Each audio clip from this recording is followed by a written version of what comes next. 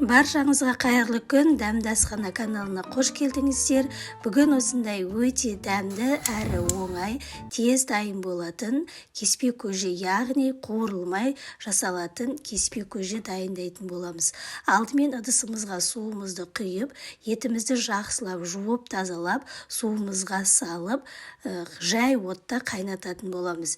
Кез келген етті қосып жасасаңыздар болады. Осылай қайнап шығып жатқан кезде бетіндегі көбіктерін алып, тағы да жай отта қайнататын боламыз.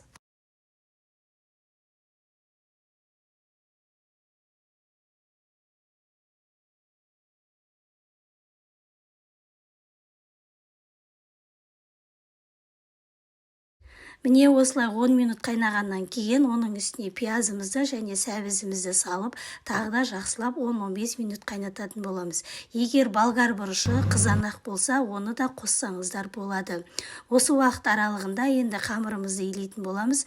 Бір жұмыртқаға шым-шым тұзымызды салып, қаттылау етіп қамырымызды илеп, 5-10 минутқа тындырып қоятын боламыз.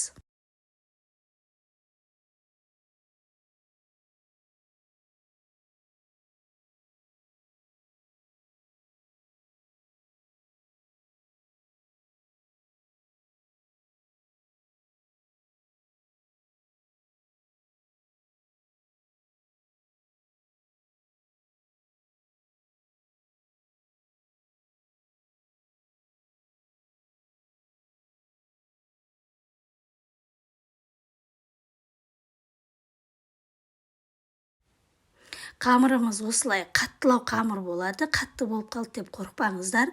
Осылай жақсылап илеп, салафанға салып, 10-15 минут тындырып қойғаннан кейін қамырдың өзі өте жұмсақ болып, жұмсарып қалатын болады.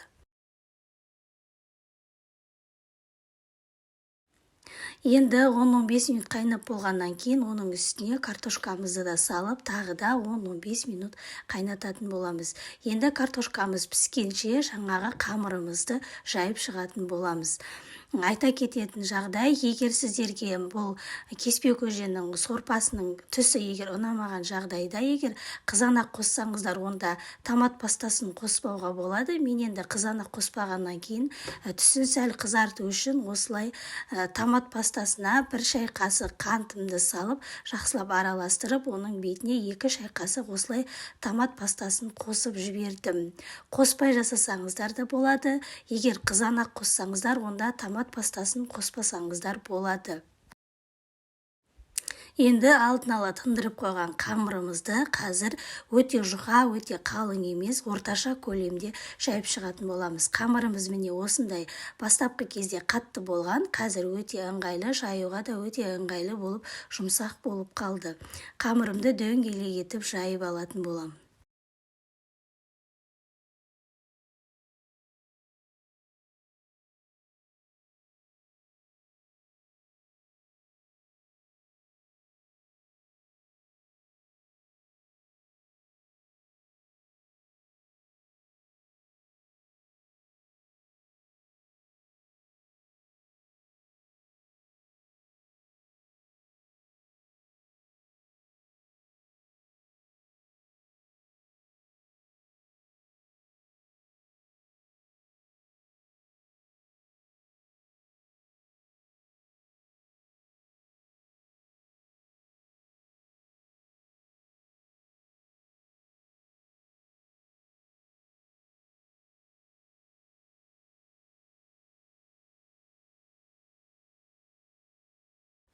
Міне қамырымды осындай көлемде жайып алдым.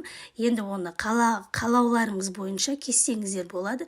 Мен енді осылай ортасынан бөліп алып, екі шетін біріктіріп, және оны осылай дөңгелете отырып, осылай жасап кестім. Егер басқаша кесе алсаңыздар, басқаша етіп кессеңіздер де болады. Бастысы осылай ұзынша етіп, лапша сияқты кесіп алу керек.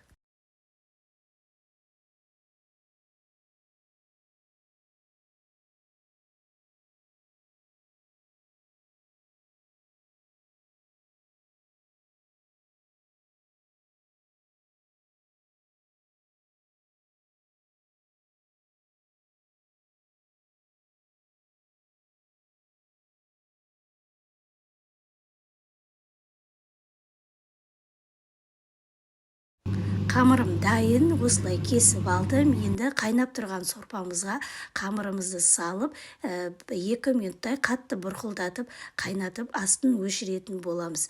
Дәміне қарай сарымсақ, дәмдеуіштер қосып жасасаңыздар да болады.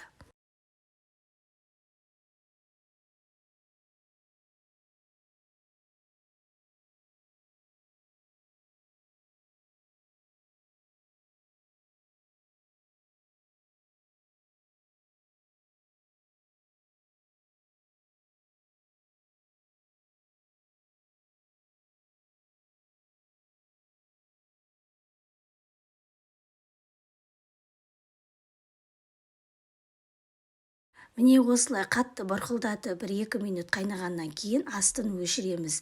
Дәміне қарай, егер дәмінде тұзы кем болып жатса, тұз қосып жіберсеңіздер болады. Мен енді тұз қосқан жоқпын, өйткені менің етім қатты тұздалған және қамырдың тұзы шығатын болғандықтан тұз қоспай жасадым. Сонымен біздің қуырылмай жасалатын кеспе көжеміз дайын болды. Дәмі өте керемет болып шығады. Сіздер де дәл осы рецептпен жасап көріңіздер және менің каналыма тіркеліп, комментарий бөліміне өз пікірлеріңізді қалдырып, лайк басып кетуді ұмытпаңыздар. Баршаңызға ас болсын. Сіздермен бірге болған Дәмді Асхана каналы.